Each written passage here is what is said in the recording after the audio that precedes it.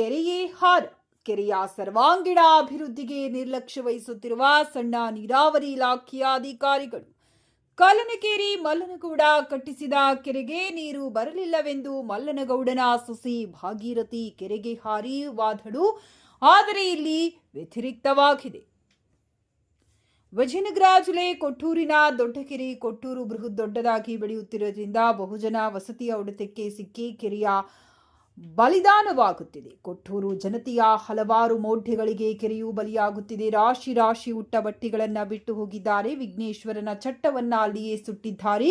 ಹಳೆಯ ದೇವರ ಫೋಟೋಗಳನ್ನು ಹಾಕುವುದು ಸರ್ವೇ ಸಾಮಾನ್ಯವಾದರೂ ಮೌಢ್ಯತೆಯ ದೃಷ್ಟಿಯಿಂದ ಮಾಡುವ ಹಲವಾರು ಕೆಲಸಗಳಿಗೆ ಕೆರೆ ಬಲಿಯಾಗುತ್ತಿದೆ ಎಂದು ನಮ್ಮ ಕೆರೆ ನಮ್ಮ ಹಕ್ಕುವಿನ ಸಂಚಾಲಕರಾದ ಅಂಜೆ ಕೊಟ್ರೇಶ್ ಅವರು ಪತ್ರದ ಮೂಲಕ ಸಣ್ಣ ನೀರಾವರಿ ಇಲಾಖೆಯನ್ನ ಎಚ್ಚರಿಸಿದ್ದಾರೆ.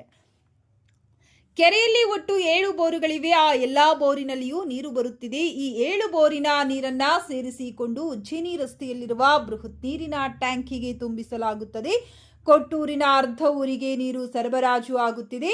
ನೆನಪಿರಲಿ, ಎಲ್ಲಾ ಕೆಲಸಗಳು ಆಗುತ್ತಿರುವುದು ಕೊಟ್ಟೂರಿನ ಕೆರೆಯಲ್ಲಿ ನೀರು ಇರುವುದರಿಂದ ಮಾತ್ರ. ಸುತ್ತಮುತ್ತಲ ಹಳ್ಳಿಗಳಲ್ಲಿ ನೀರಿನ ಭವಣಿ ತುಂಬಾ ಎದ್ದು ಕಾಣುತ್ತಿದೆ. ಕೊಟ್ಟೂರಿನಲ್ಲಿ ಆ ಪರಿಸ್ಥಿತಿ ಇಲ್ಲ ಎಂದರೆ ಅದಕ್ಕೆ ಕೆರೆಯ ಪ್ರಮುಖ ಕಾರಣ ಅಲ್ಲದೆ ಸುತ್ತು 20 ಹಳ್ಳಿಯ 10,000 ಬೋರ್ಗಳಲ್ಲಿ ನೀರು ಸಮೃದ್ಧಿಯಾಗಿ ಬರುತ್ತಿದೆ ಎಂದರೆ ಅದಕ್ಕೆ ಕಾರಣ ಕೊಟ್ಟೂರಿನ ಕೆರೆ. ಕೊಟ್ಟೂರಿನ ಕೆರೆಯನ್ನ ಸಂರಕ್ಷಿಸುವ ಕೂಡ್ಲಿಗಿಯ ಸಣ್ಣ ನೀರಾವರಿ ಇಲಾಖೆಯು ಕಣ್ಣು ಮುಚ್ಚಿ ಕುಳಿತಿದೆ. ಪ್ರತಿ ವರ್ಷ ಕೆರೆ ಸಂರಕ್ಷಣೆಗಾಗಿ ಸರ್ಕಾರದಿಂದ ಅನುದಾನವೂ ಬರುತ್ತಿದ್ದರೂ ಕೂಡ ಕೆರೆಯಲ್ಲಿ ಮಾತ್ರ ಯಾವುದೇ ಅಭಿವೃದ್ಧಿಯೂ ಕಂಡು ಬಂದಿಲ್ಲ. 2017ರಲ್ಲಿ ನಾನು ಮತ್ತು ನನ್ನ ಮಿತ್ರರು ನಮ್ಮ ಕೆರೆ ನಮ್ಮ ಹಕ್ಕು ಎನ್ನುವ ತಂಡ ಕಟ್ಟಿಕೊಂಡು ಮೊದಲು ಕೆಲಸ ಮಾಡಿದೆವು.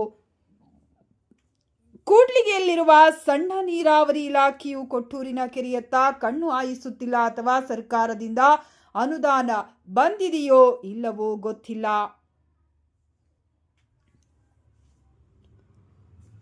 ಈ ಎಲ್ಲಾ ಮನೆಗಳ ತ್ಯಾಜ್ಯ ಹಾಗೂ ಚರಂಡಿಯ ನೀರು ತೆಗ್ಗು ಪ್ರದೇಶಕ್ಕೆ ಹರಿದು ಬರಲೇಬೇಕು. ಕೊಟ್ಟೂರಿಗೆ ಡ್ರೈನೇಜ್ ಆಗುವುದು ಇನ್ನು ಕನಸಿನ ಮಾತಾಗಿ ಉಳಿದಿದೆ. ತೆಗ್ಗು ಪ್ರದೇಶದಲ್ಲಿ ಕೆರೆ ಇರುವುದರಿಂದ ಎಲ್ಲಾ ಬಡಾವಣೆಗಳ ಮನೆಗಳ ತ್ಯಾಜ್ಯ ಮತ್ತು ಚರಂಡಿಯ ನೀರು ಕೆರೆಗೆ ಹರಿದು ಬರುವುದೇನೋ ಎನ್ನುವ ಭಯ ಕೊಟ್ಟೂರಿನವರಿಗೆ ಕಾಡುತ್ತದೆ.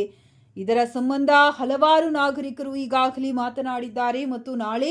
ಮತ್ತು ಮಳೆ ಬರದೇ ಇರುವ ಕಾರಣ ಸುತ್ತಮುತ್ತಲೂ ಎಲ್ಲಿಯೂ ನೀರಿಲ್ಲ. ಹಲವು ಕುರಿ ಹಿಂಡುಗಳು ಕೆರೆಯ ಪಕ್ಕದಲ್ಲಿಯೇ ಟೆಂಟ್ ಹಾಕಿಕೊಂಡಿವೆ. ಇವು ಈಗ ಸದ್ಯ ತಾತ್ಕಾಲಿಕವಾಗಿವೆ. ದಶಕಗಳ ನಂತರ ಶಾಶ್ವತವಾಗಿ ಇರಬಾರದು ಅಷ್ಟೇ.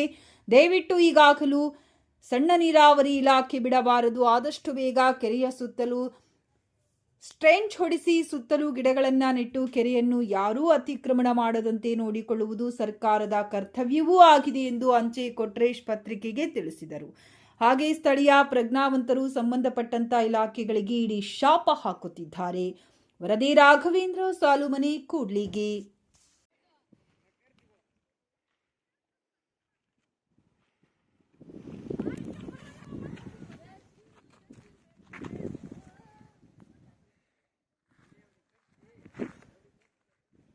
ಬಂಧುಗಳೇ, ಇದು ಕೊಟ್ಟೂರು ಕೆರೆ ನಮ್ಮ ವಿಜಯನಗರ ಜಿಲ್ಲೆಯ ಮತ್ತು ಬಳ್ಳಾರಿ ಜಿಲ್ಲೆಯ ಹೆಸರಾಗಿದೆ.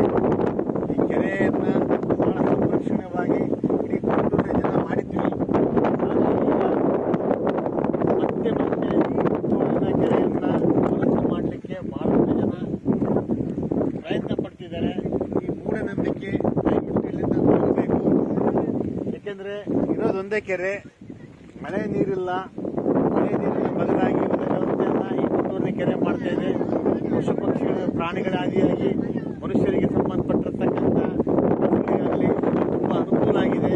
ಇಲ್ಲಿ ದಯವಿಟ್ಟು ಯಾರೂ ಕೂಡ ಬಳಕೆ ಮಾಡಲಾರ್ದಂಗೆ ಕೊಟ್ಟೂರಿನ ಕೆರೆಗೆ ಸ್ಟ್ರೆಂಚ್ ಹಾಕಿಸಬೇಕು ಮತ್ತು ಕೊಟ್ಟೂರಿಗೆ ಕೆರೆಗೆ ಬರುವವರನ್ನು ಗಮನಿಸಬೇಕು. ಕೆರೆಗೆ ಬರುವವರು ಯಾವುದೇ ಕೆಟ್ಟ ಕೆಲಸ ಮಾಡಬಾರದು ಮತ್ತು ಅಸಭ್ಯವಾಗಿ ಕೆರೆಯನ್ನು ಯೂಸ್ ಮಾಡ್ಕೋಬಾರ್ದು ಅಂತಂದೇಳಿ ತಿಳಿಸ್ತಾ, ಮತ್ತು ಈ ಕೆರೆಯನ್ನು ತುಂಬ ಅಭಿವೃದ್ಧಿ ಮಾಡಬೇಕು. ಈ ಕೆರೆ ಮಾತ್ರ ನಮಗೆ ನೀರಿನ ಸೌಕರ್ಯ ಇರೋದು.